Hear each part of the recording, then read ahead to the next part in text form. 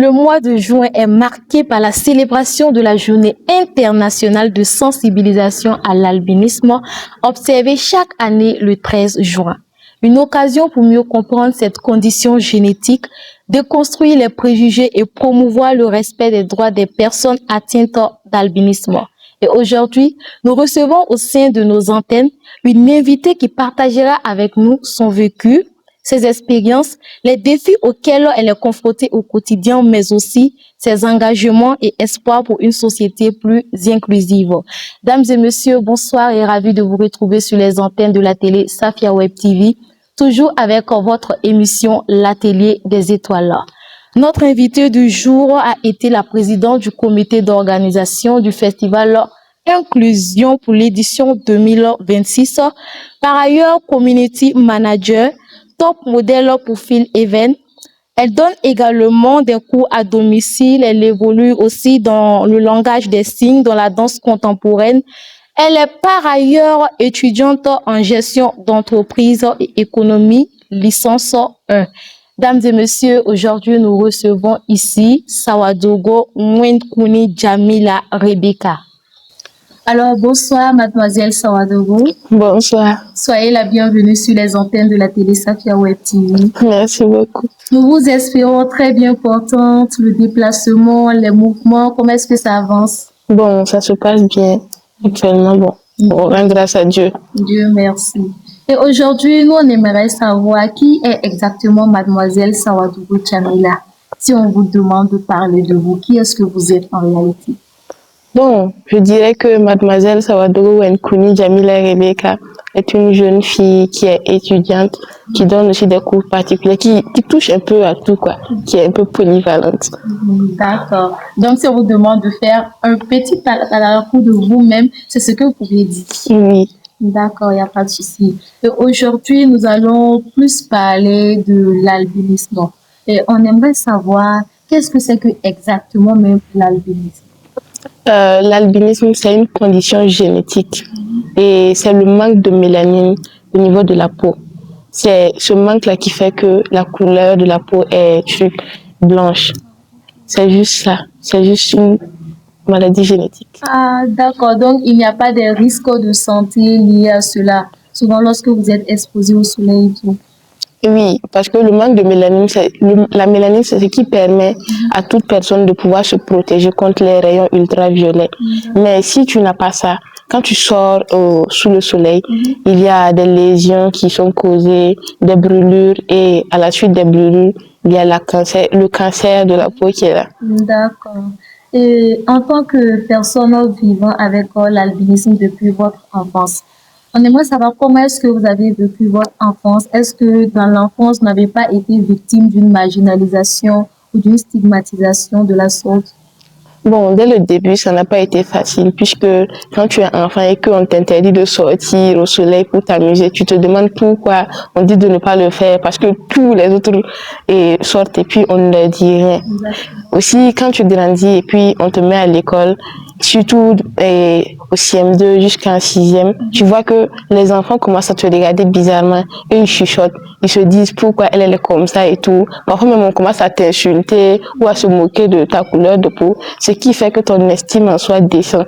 Et puis toi, tu te renfermes sur toi-même et puis tu ne veux plus t'ouvrir au monde. Et c'est après des années que tu comprends que c'est juste une couleur de peau et que tu peux en faire ta force. Ah, ok. Et parlons également du regard extérieur. Quand vous avez débuté de votre enfance, même jusqu'à présent, quels sont les différents mythes et préjugés que vous avez entendus autour de cela? Et il y a des gens qui disent que je ne vois pas dans la journée et que c'est dans la nuit que je vois. Et pourtant, dans la journée, bien vrai que bon, il y a des problèmes de vision, mais j'arrive à mieux voir. Mais dans la nuit, il n'y a pas de lumière. Comment je vais faire pour voir? Ça, c'est l'un des préjugés qui est fréquent. Aussi, les gens se disent que nous portons chance. Donc, pour la petite anecdote, il y avait une dame dans le quartier. Elle, quand elle partait jouer le PMB, elle venait, c'est moi je choisissais les chiffres pour aller jouer. Elle disait que si moi je choisissais, elle allait gagner. Mais bon, depuis lors, bon, on peut dire qu'elle n'a pas encore gagné. Donc, vous voulez dire que c'est le contraire alors? Non, pas le contraire, juste qu'on est normal. Parfois, les coups de chance peuvent arriver. Donc, c'est pas comme on est extraordinaire ou bien on a des pouvoirs spécifiques. Ok. Mais de nos jours, est-ce que vous pensez qu'il y a de l'évolution là-dessus? Oui, vraiment, il y a beaucoup d'évolution parce que les gens commencent à comprendre que l'albinisme n'est pas extraordinaire, c'est juste une condition génétique. Et plusieurs personnes, même quand ils te regardent, ils t'apprécient, ils te disent à quel point tu es belle et tout, ça réconforte. Ah, ok. Et récemment, vous avez été président du comité d'organisation pour le festival Inclusion. Quelle a été votre essence, le moteur même qui vous a propulsé à accepter ce poste-là et à porter la casquette même de président du comité d'organisation pour défendre la cause des personnes vivant avec l'albinisme? Tout d'abord, on devait choisir le thème pour cette édition, cette troisième édition. Et tout le monde avait choisi le thème Femmes incluses, société transformée. Et moi, j'ai vu que, comme on parle de la femme, et moi, je suis une femme aussi en devenir. Donc, je me suis dit, pourquoi ne pas accepter le poste? Parce qu'on me l'avait proposé. Donc, je me suis dit, pourquoi ne pas accepter? En même temps, faire valoir la femme, la place de la femme dans la société, valoriser la femme et aussi parler de l'albinisme en même temps. Donc, d'une pierre deux coups, quoi. Donc, c'est pourquoi j'ai accepté de piloter cette édition. Okay. Mais en dehors même de l'association Albi-A, est-ce que vous militez aussi dans d'autres associations qui prônent le droit des personnes vivant avec l'albinisme? Oui, en dehors de Albi-A, il y a deux autres associations. Association Albinere et puis association Abipa. Ces deux associations aussi qui luttent aussi pour l'inclusion des personnes atteintes d'albinisme au Burkina ici. D'accord. Et en dehors même de toutes ces associations-là, qu'est-ce que vous pouviez proposer pour qu'on puisse renforcer même l'inclusion de ces personnes-là? Parce que c'est vrai, comparé aux années antérieures, il y a de l'amélioration, mais ce n'est pas encore atteint, l'objectif n'est pas encore atteint. Quelles sont les solutions que vous pouviez proposer pour pouvoir renforcer cela? Ce que moi je peux proposer, c'est de commencer par les tout petits. Parce que c'est eux qui sont l'avenir de demain. Si on arrive à mettre dans leur tête que les conditions génétiques des personnes ne sont pas une différence bon, comment je vais dire? Ne pas une différence un petit élément qui les diffère des autres personnes. Oui, s'ils arrivent à accepter ces personnes-là dès le bas âge, on va voir que en évoluant, en grandissant, ils seront unis. Et cette union va permettre à tout un chacun de pouvoir se développer, de développer ses compétences et permettre aussi aux personnes atteintes d'albinisme et d'handicap en général de se plaire et de pouvoir se développer eux-mêmes. Exactement, c'est surtout cela.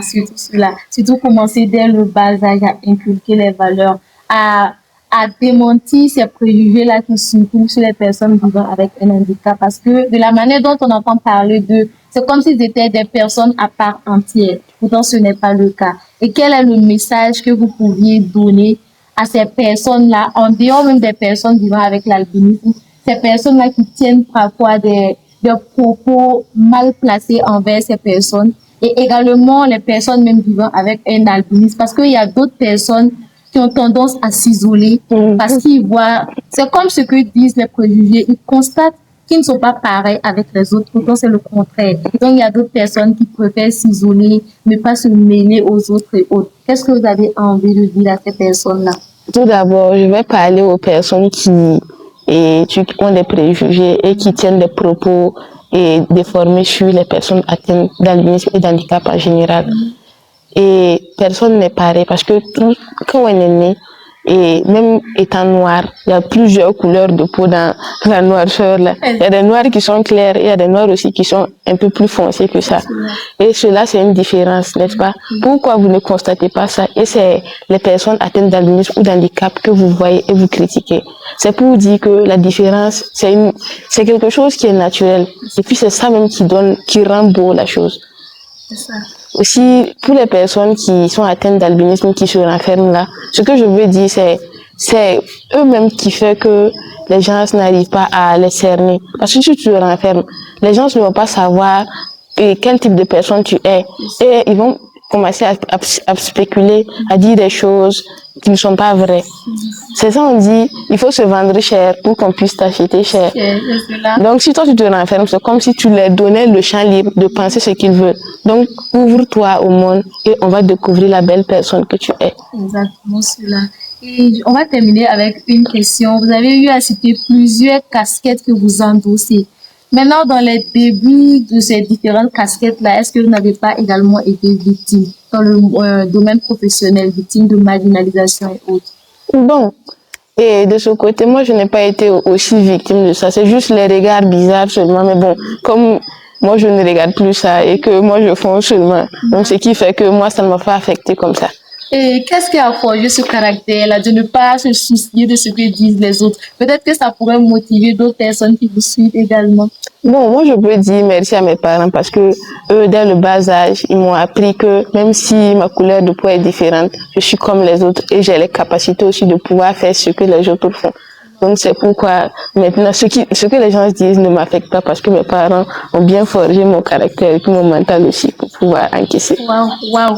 Donc, la graine a été plantée dès le départ. Que tous parents emboîtent surtout ce pas-là parce que c'est ce qu'ont besoin nos enfants de nos jours. À force de grandir sans repères, sans histoire concrète, il y a des personnes même qui grandissent sans comprendre ce qui les arrive exactement. Donc, nous demandons à ce que les parents revoient ce côté-là pour pouvoir renforcer la diversité et le vivre ensemble dans notre société. Alors, avant de terminer l'émission, quel est votre cri de cœur envers ces spectateurs qui nous suivent là? Et emboîter le pas de l'inclusion parce que l'inclusion de toutes les personnes va permettre au monde de pouvoir évoluer, va permettre aussi au Burkina de pouvoir avancer plus. C'est tout ce que je peux dire. D'accord. Merci beaucoup et j'espère que vous avez retenu l'essentiel de ce qui a été dit dans cette émission-là. Pour un Burkina nouveau et durable, il va falloir que nous nous acceptons les uns les autres et savoir également que la différence n'est pas un truc artificiel, mais c'est quelque chose de naturel. Et c'est ce qui fait la beauté même de l'Afrique. Alors, dames et messieurs, merci de nous avoir suivis sur les antennes de la télé Safia Web TV. Merci également à tous ceux-là qui sont vraiment réguliers face à notre émission. Merci beaucoup à notre invité d'avoir honoré ce rendez-vous et d'avoir essayé de partager son expérience afin de motiver ces personnes-là qui se renforcent et qui essaient de s'isoler de la société. Merci beaucoup à notre cadre juste à l'arrière de la caméra et rendez-vous à la semaine prochaine pour d'autres émissions. Jamila ensemble. Bye bye. Avance dans le silence, ne vois-tu pas tous les dangers? Tiens la langue loin dans la confiance. Tu parles trop de tes envies, t'exposes tes ambitions. Le lionceau qui fait trop de bruit devient ton proie pour le faux compte. Donc silence sur tes sondages, silence sur tes voyages.